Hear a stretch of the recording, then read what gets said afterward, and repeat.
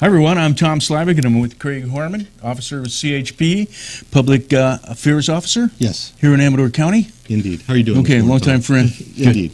Good to see you again. Good to see you, too. And, of course, the people have noticed the weather's changing. It is. We had some rain, which pulled the fire danger down. And so I think maybe we've made it through another year.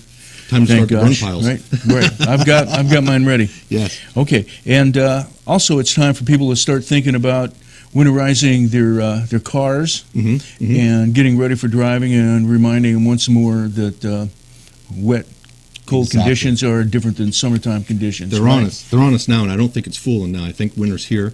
We had snow up above Hams and stuff. Right. Had chain control all day yesterday, day before. So it's coming. Hopefully people are prepared. Lots of things to look for. Check the tires. If you want to talk about that now, tires? Sure. Why don't we talk about chain control? It's kind of important to make sure. I know you want to get your chains if you don't already have them. And if you haven't used them, you want to make sure they're the right size. Right.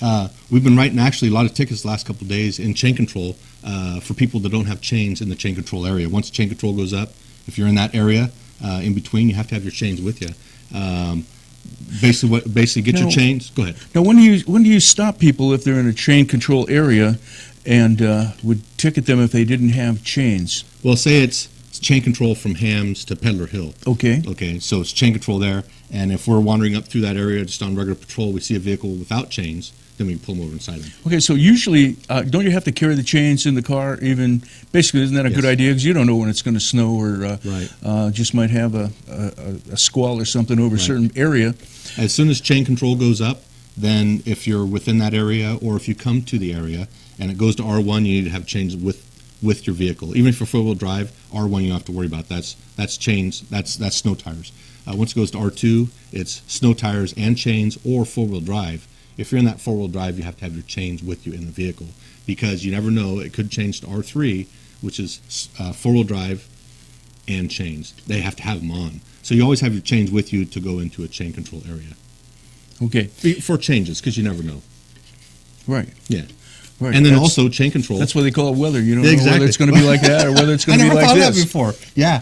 So you have to have them with you, because you just know if it's going to change. And it's a smart way to go. And before, I mean, right now, like this weekend, it's going to be a nice weekend. You should probably pull your chains out and see if they fit. And put them on. I mean, because now you don't have to have your gloves on and everything. Right. Put them on, see if they fit. And make sure you have all the tools, maybe a tarp to lay on or something like that. So you just kind of remember how to do it, because when you're on the side of the road, it's dark, and you don't want to be out there doing it. It's the time you have to do it, and I mean, it really hurts your fingers and things like that. This might be a good time to point out, sometimes you don't have to do it because they have people that are there to put chains on. Sometimes they do. It's probably not that early where people are going to be out there waiting to make their living, or some of their living, waiting for these few little snowstorms before winter season, right? Right. Well, and most of the time that's on the larger highways. We're kind of lucky, well, good and bad. Highway 88 is not a real big highway. People usually go Highway 80 or 50, and they always have the chain monkeys out there. Right. Here they have them out, not so often. The other thing that doesn't happen up here so much is we don't have highway patrol working the chain control area. So a lot of people will just drive through. Okay. This year, our commander said we're going to be up there. So anticipate seeing chain control area. You'll see the CHP there manning it. I imagine a lot of people already do this, but I got to keep a towel, and gloves, and maybe an extra pair of shoes or whatever, because sometimes they get awkward, and you're out there. You can be out there for a while, and your hands are, if it's you do if it it's one wet, time the hard way. You don't want to do that again, right? Okay. Indeed. So the other thing I would say, get chains. The other thing too is that in chain control area, watch the signs, the speed signs. It's usually 25 or 15 miles an hour. And it doesn't matter if you're four-wheel drive, you don't need chains. Right. The speed limit is what it says. And if you exceed that, then it's a violation. Right, and that's what kind of gets hard sometimes with four-wheel drive vehicles going up to Kirkwood. And, hey, I'll be skiing on this stuff. It's no problem for me. Oh, yeah. And you've got your chains clunking around on the... And, the scary you thing, have to watch out for those guys. Yeah, and the scary thing with the four-wheel drives without chains, I mean, it's okay, you can get moving in the snow, but it's awfully hard to stop quick. Yeah, and sometimes I'm surprised. I go, like, how is this a four-wheel drive and everything? And I'm still like... It's scary. The snow's scary. Beautiful, but scary. All right. We're really lucky. It's really... Isn't it strange? Like, back east, they don't even use chains. I know. In most places. I know. And I've been back there, and it's, I was stationed in Ohio, and it kind of blew me apart. They do salt the roads in a lot of places, but the cars which fall apart. you don't want that. Yeah. But it's It's funny. Well, and they live in it for the full 6-8 months of winter. Here we only have to do it a few times a year. Is that why we have to use those chains? I think it's because we have a lot of mountains where the snow is. And when you're going through Minnesota and stuff, it's flat highways, interstates. Okay, but hit a crack in the road and see yourself do a donut. All right, now let's see. We've got some more time, so why don't we go into youth violations? The younger drivers, they tend not to have as much experience. Right. And sometimes us experienced drivers think we have so much that we don't have to be careful. But the thing is, you're working on getting your experience. So tell us about the distracted drivers. That's probably the easiest thing because you're youthful, your mind's running at warp speed. You're not me, right? You know me. Are you youthful? No, immature perhaps. Oh, okay. All right. That's a big thing with provisional licensees. For the first year, you can't have anyone else in your car unless you have a licensed adult or your parent with you and things like that, or someone, to get someone under 20 in your vehicle. And that's the big reason, is because there's so many distractions. And in the old days, there wasn't a lot of distractions in the car for us, but these days there's iPods and cell phones and all this neat stuff that's really cool, and it really distracts. In the old days, when you first got a license or whatever, didn't it seem like all your friends got in a bumper, like a fender bender, like in the first year or whatever? Well, because even the road conditions out there are distracting. Mm-hmm. You got people doing this or doing that, and you're not, you don't have enough background to know. Experience. They're turning right, or maybe they're just creeping up, or there's problems, or they're gonna go and turn on you. So you don't have all that. That flight experience, so to speak, time in the saddle or time in the cockpit. Well, and I say it's they're almost like drunk drivers because they have trouble with a divided impairment.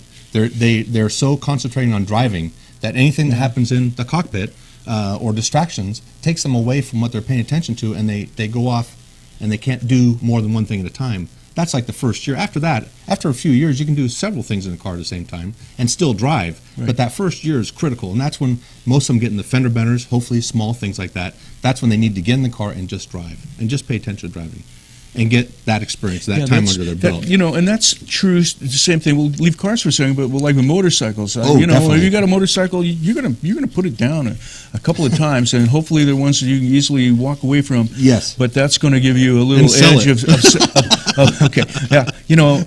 a little sense of I just can't do everything I want to with one of these, and you start reining yourself in a little bit. Right. And talking about motorcycles, that also applies with the cars because you have to pay attention to what you're doing, but especially on a motorcycle, you have to pay attention to what everyone else is doing. You could be the best motorcycle rider on the road, and someone comes over into your lane. Right. It's not your fault, but it doesn't matter. Especially because people have, there's a lot of blindside areas in a car, where you're not, unless you're doing great rear view side mirror work, you can get somebody off in a spot and you not see them and don't even know they're there if you're not prepared to have all those, look here, look there, go straight ahead, look at your instruments, do all that. And there's not so much a chance of another chance on a motorcycle.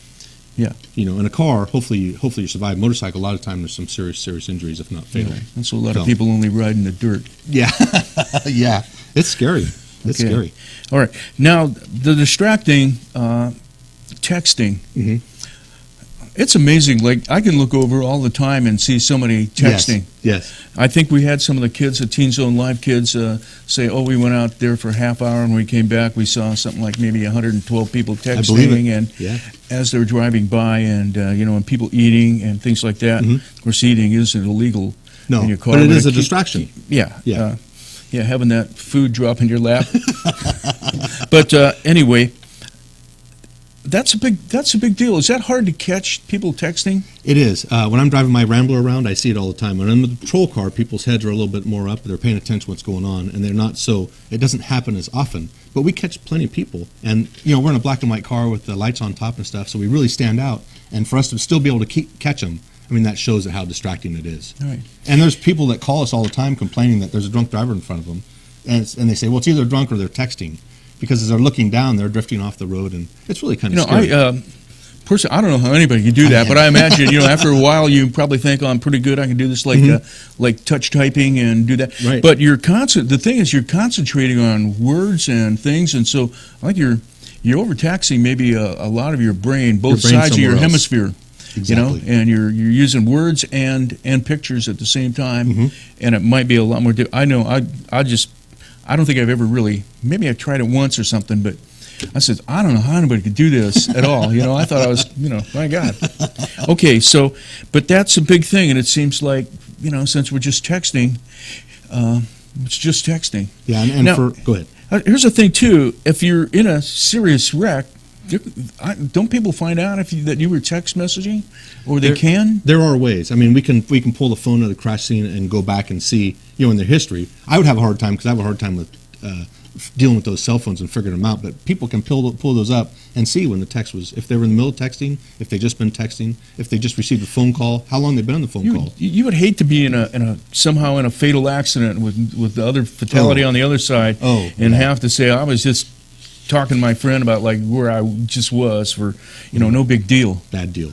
Bad deal. And I think it probably is right up there with drunk driving as far as being impaired. The driver's not being really impaired. There. Yeah. Right. Okay. And we got about 30 seconds, so why don't we just stay there? When we come back, we touch on drunk driving. Sure. Yeah. The second part of the show. We'll talk about that. I kind of think with drunk drivers, it's always their season. It's getting that way. You're right. You're right. Because a lot of it's a habit, and of drinking. So I still have to live my life, right? And I have to get around. There is that. We see a lot of. Okay, we're going to be back with more after this. You're watching Amador County's local television network, TSPN.